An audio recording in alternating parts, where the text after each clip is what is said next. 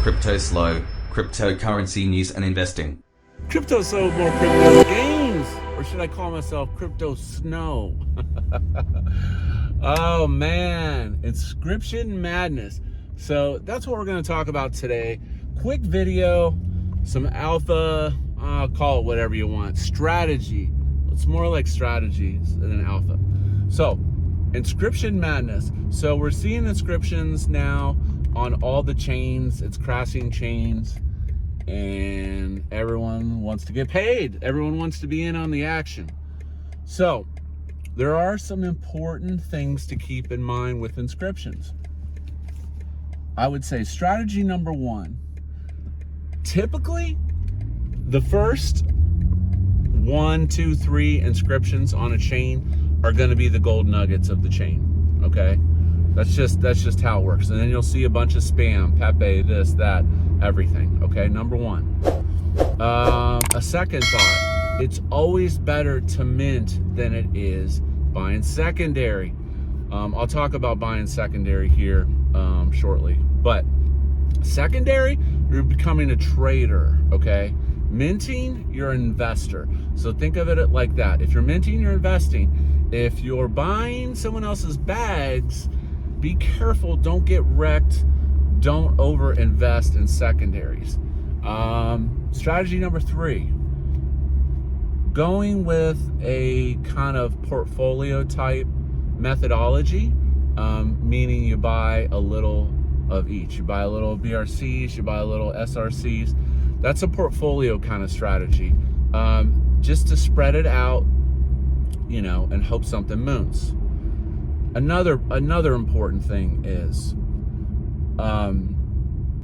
retail is not here. This is PvP degens that are inscribing, and a lot of the Chinese network and Asian network, it's very popular inscriptions.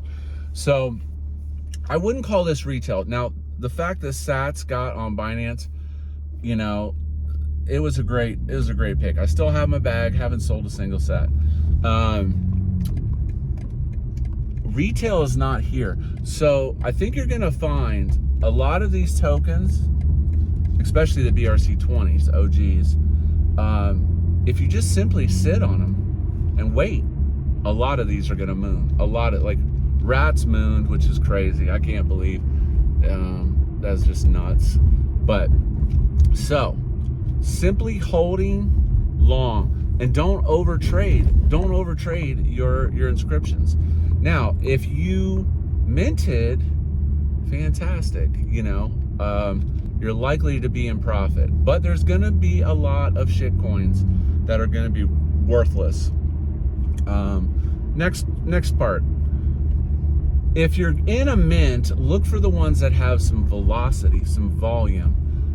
If you got a mint stuck at 1% and it's a bazillion transactions, chances are it's not going to mint out, or it's going to take a really long time.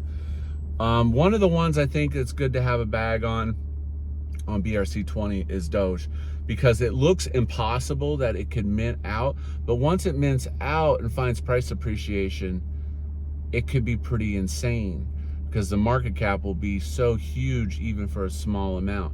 So, but the fees are really high on BRC20s right now, so you got to kind of let that cool off a little bit. So, selling. Okay, this is a great topic. So, you never know when something's gonna moon. Like, Sats could get listed on Coinbase, and then it takes the next leg up into the 2 billion, 3 billion, right? Because it gives you more retail exposure. Always inscribe transfer. Let's say that you have 100 billion sats, okay? Go ahead and set those packets up with the inscribe transfer, because remember, you can't sell them until they're inscribed into a bunch. So if you had 100 billion, maybe you inscribe it into 10 billion bunches. And you're like, well, if I'm not selling it, why would I do that? You do that because it's going to take 3 confirmations for those packets, okay? Let's say that something moons all of a sudden. You're stuck you're going to be behind the curve, because you're going to have to inscribe transfer, then you're going to have to list. And most likely on a moon, the network fees are going to be really high, and your transaction is going to be expensive, and it's going to be slow. So strategically, for the sell side of Inscriptions, set up your Inscribe transfers into manageable packets and send them whenever, so that when you do go to list them, they're ready to list. Okay, you can, boom, rats just took off. Oh, I'm gonna list mine. So inscribe those packets, get them set up, get them confirmed, and you'll be ahead of everyone else when there's a surge and it's time to sell. So that's a really, really good tip on this one. More selling. Also, when there's a surge, it takes time for the packet to get listed. So one strategy is to take up a spreadsheet. Like I said, let's say I had 100 billion sats, and then set up a scaled out way of taking profits. So maybe I have 10 billion packets set, and I go ahead and confirm and list them for sale now, so that they're already out there on the blockchain waiting to get sniped when the surge comes.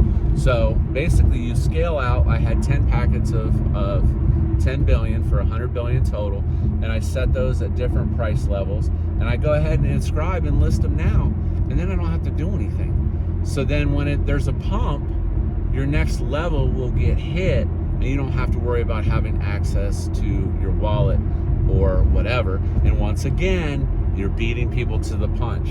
So to repeat, on the sell side, and do your inscribe transfers and get your packets set up. Divide whatever you have by 10 or whatever makes sense with the fees. Go ahead and list them at high moon levels, okay? And then they're already out there waiting for that moon for you to capture the profit. Because don't forget to take some profit. And finally, the most important, always keep a moon bag. So if you had 100 billion sats, maybe keep 10 billion and just whatever, save it for a rainy day.